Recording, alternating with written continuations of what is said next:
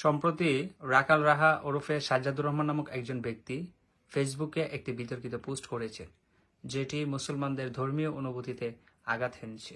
সে ব্যাপারে আপনার প্রতিক্রিয়া কি? জি, আপনারা দেখেছেন যোগাযোগ মাধ্যমে এনসিটিবির সদস্য তথা জাতীয় শিক্ষাক্রম ও পাঠ্যপুস্তক বোর্ডের পাঠ্য বই সংশোধন ও পরিমার্জন কমিটির সদস্য রাখাল রাহা ওরফে সাজ্জাদুর রহমান তার ফেসবুক ওয়াল থেকে জঘন্য ভাষায় আল্লাহ পাকের বিরুদ্ধে কটূক্তিমূলক স্ট্যাটাস দিয়ে সারা বাংলাদেশের আপামর মুসলমানদের হৃদয়কে রক্তক্ষরণ করেছে। আমি তার তীব্র নিন্দা জানাচ্ছি।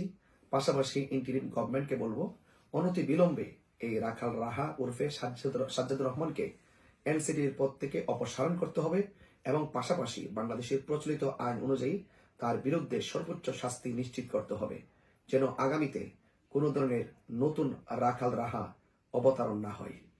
এবং আমি দায়িত্বহীন কণ্ঠে বলে দিতে চাই, যারা আল্লাহর শানে কটূক্তিকর কথা বলবে, রাসূলের শানে কটূক্তিকর কথা বলবে, যারা আল্লাহ পাকের কালামুল্লাহর বিরুদ্ধে কটূক্তিকর কথা বলবে, তার বিরুদ্ধে মব হবে নাকি বিশৃঙ্খল হবে নাকি দুনিয়া উল্টে যাবে, সেটা দেখার টাইম আমাদের নাই।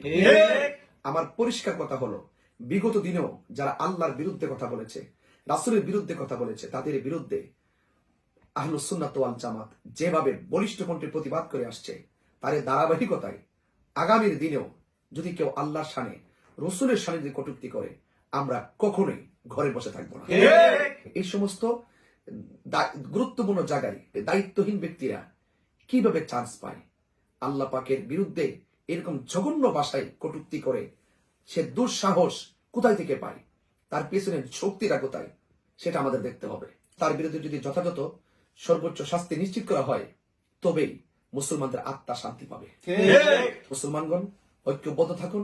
আগামীর কোন রাখাল রাহা সহকারে এইরকম জঘন্য কটূক্তিকারীরা যেন এই বাংলাদেশে আস্ফালন দিতে না পারে, সেদিকে সোচ্চার থাকুন এবং ঐক্যবদ্ধ থাকুন। আসসালামু আলাইকুম ওয়া রাহমাতুল্লাহি ওয়া বারাকাতুহু।